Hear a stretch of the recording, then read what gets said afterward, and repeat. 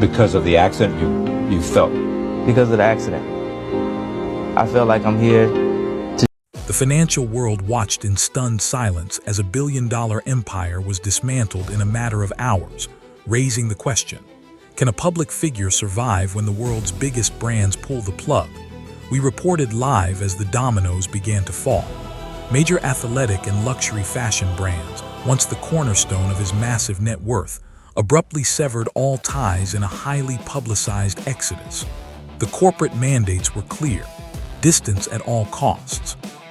Financial analysts calculated the immediate losses at over $1 billion, erasing his status from the Forbes list almost overnight. In the broadcast world, we watched as talent agencies dropped him from their rosters, and banks reportedly froze or closed accounts associated with his ventures. The consensus among industry experts and commentators was unanimous. This was the definitive end. We are used to seeing celebrities face backlash, but the sheer scale of this corporate exile was unprecedented. The blueprint for celebrity survival did not include a contingency for losing your entire infrastructure simultaneously.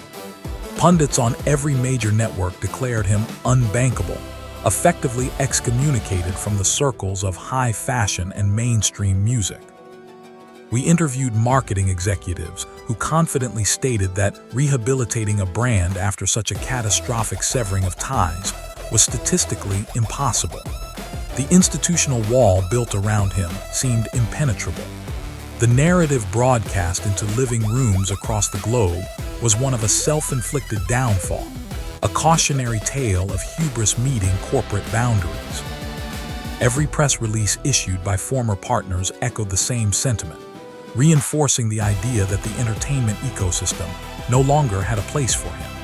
But what the financial analysts and corporate strategists failed to anticipate was the resilience of a self-contained brand that had spent decades cultivating a direct line to the consumer. The boardrooms thought they held the ultimate veto power over cultural relevance, but the reality on the ground was about to shift dramatically. And what happened next would shock everyone watching.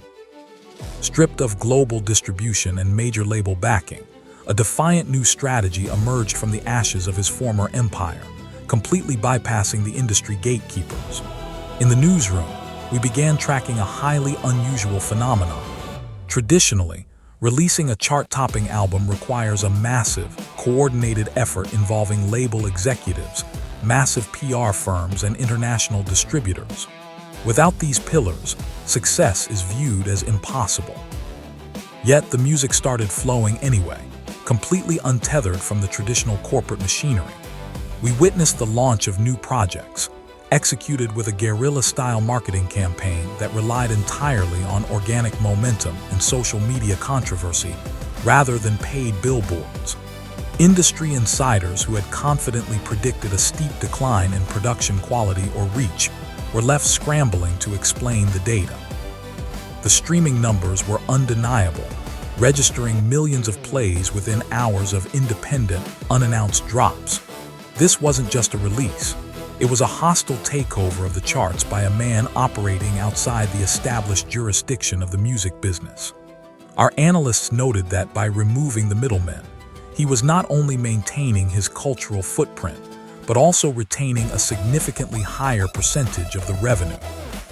It was a direct challenge to the authority of major labels, proving that a dedicated global audience does not need corporate permission to consume art. The success of these independent ventures sent shockwaves through executive suites, raising uncomfortable questions about the necessity of the very institutions that had just exiled him. We saw impromptu listening parties organized in non-traditional venues, selling out in mere minutes without spending a dime on traditional advertising. It became clear that the cancellation only applied to corporate boardrooms. On the streets and in the digital arenas, the demand remained at a fever pitch. But this triumphant return to the top of the charts was only one side of the coin. The tabloids were preparing for a completely different kind of spectacle. The very same publications that published scathing editorials demanding his removal from the public eye suddenly found themselves addicted to the massive web traffic his controversial new lifestyle generated. As journalists, we are often forced to examine the ethical contradictions of our own industry, and this story provided a glaring example. Within months of the corporate fallout, the focus shifted from his business dealings to his highly publicized, deeply unconventional new marriage. The couple embarked on a European tour characterized by bizarre, often provocative fashion choices that stopped traffic and invited intense scrutiny. Every major outlet that had previously vowed to stop providing him a platform was suddenly dedicating front-page real estate to his every move. Paparazzi aggressively trailed them through the streets of Italy, capturing images that instantly went viral. The hypocrisy was stark. The media denounced him in their editorial columns while relying on his image to meet their quarterly engagement metrics. We analyzed the search data and found that articles featuring his latest public stunts outperformed almost every other entertainment news category. This created a paradoxical ecosystem where the man deemed too toxic for corporate sponsorship was simultaneously the most profitable subject for the gossip industry. The outrage cycle became a mutually beneficial arrangement. His erratic behavior fueled their ad revenue, and their relentless coverage ensured his name never left the public consciousness. It became a fascinating study in the modern attention economy, proving that in the digital age, infamy is often just as lucrative as adoration. The cameras simply could not look away, exposing a fundamental truth about media consumption. Critics pointed out that by constantly reporting on his every move, the press was effectively nullifying the cancellation they had championed. It highlighted a broken system, where morality is frequently sidelined by the sheer magnetic pull of raw clicks and views. The entertainment news machine needs a villain just as much as it needs a hero, and he played the role perfectly. But what the industry is doing behind his back tells an entirely different story. Behind the closed doors of elite studios and fashion houses, a quiet hypocrisy reigns as executives publicly condemn him while privately harvesting his creative blueprints. Through our investigative reporting, a distinct disconnect emerged between Hollywood's public posturing and its private practices. Publicly, associating with him is considered career suicide.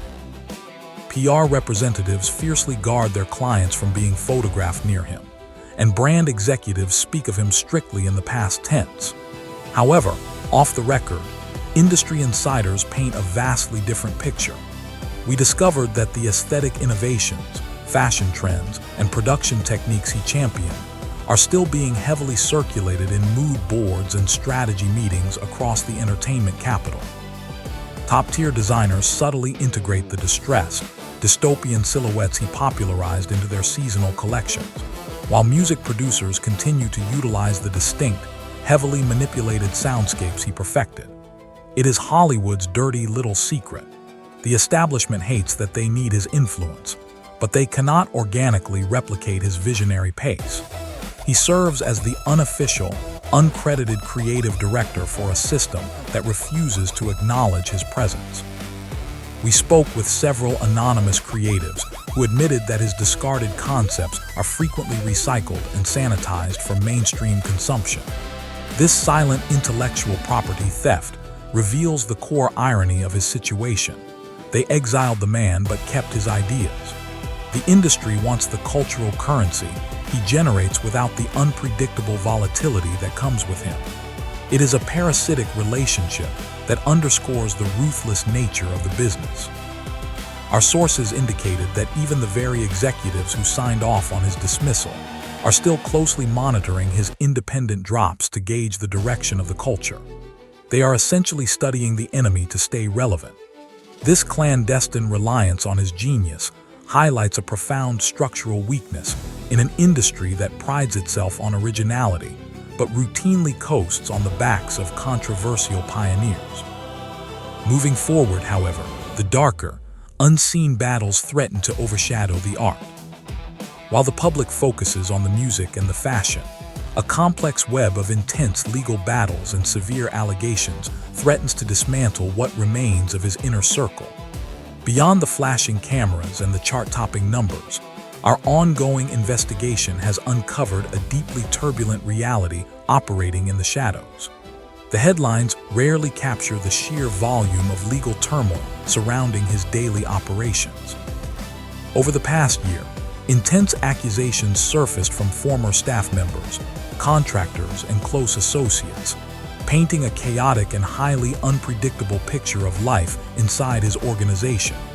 We have reviewed court filings that detail severe allegations regarding hostile work environments, erratic management directives, and sudden, unexplained dismissals. To navigate this legal minefield, millions of dollars have reportedly been moved around in quiet settlements and non-disclosure agreements, strategically designed to keep the most damaging stories from reaching the mainstream press. It is a high-stakes, incredibly expensive game of survival. Legal experts we consulted noted that the sheer frequency and intensity of these disputes would have permanently bankrupted or imprisoned a standard public figure. The internal machinery required to manage this level of constant litigation is staggering, pulling massive resources away from his creative endeavors. We've spoken to former insiders who describe an atmosphere of extreme paranoia and constant turnover, where loyalty is tested daily, and the threat of legal action is always looming. Ensuring compliance with labor laws and contractual obligations seems to have taken a backseat to maintaining the rapid, often chaotic pace of his current ventures. Yet, despite the mounting lawsuits, the severe allegations, and the relentless pressure from former allies, the entire operation refuses to collapse. The ultimate reason he survives this onslaught isn't rooted in brilliant legal defense strategies or corporate loopholes. The ultimate shield against the entire entertainment apparatus is a fiercely loyal, self-sustaining fanbase that operates as an independent global economy, immune to media influence. As our broadcast concludes, we must look at the foundational reason this unprecedented survival story exists. The data is clear. He is no longer just a celebrity. He is a completely insulated economic force. No matter how erratic the behavior, how controversial the public statements, or how severe the legal whispers become, a massive, immovable army of loyalists refuses to abandon him. This demographic does not wait for critical reviews or corporate endorsements. They actively seek out unreleased tracks through back channels. They routinely crash servers trying to buy independent merchandise drops, and they fill arenas for spontaneous, unadvertised listening events. Our economic correspondents emphasize that this level of direct-to-consumer loyalty is the holy grail of modern commerce. They have collectively decided that the art and the raw authenticity of the chaos far outweighs the moral boundaries established by the mainstream press. This base operates entirely outside the jurisdiction of traditional cancel culture. When the major brands pulled their backing, this dedicated following stepped in to fill the financial void, purchasing premium-priced independent products directly from his localized platforms. They view his exile not as a downfall, but as a martyrdom against a corrupt corporate system. This dynamic has transformed him into an unkillable economy. He doesn't need a single Hollywood dollar, a billboard, or a late-night television interview to generate millions in revenue. He has successfully weaponized his fan base against the very establishment that tried to erase him. It is a reality that terrifies traditional media conglomerates. They face an entity they can neither control nor destroy, a self-funding machine driven by pure, unfiltered devotion. Ultimately, this loyalist economy rewrites the rules of engagement, forcing analysts to reconsider everything they thought they knew about brand destruction and celebrity longevity. Hollywood built a machine designed to control and discard anyone who steps out of line, but they never accounted for a glitch they couldn't unplug. The reality is, the entertainment industry feeds on attention, and no one commands it quite like this. The system tried to write him out of the story, but as we continue to report, he was holding the pen the entire time.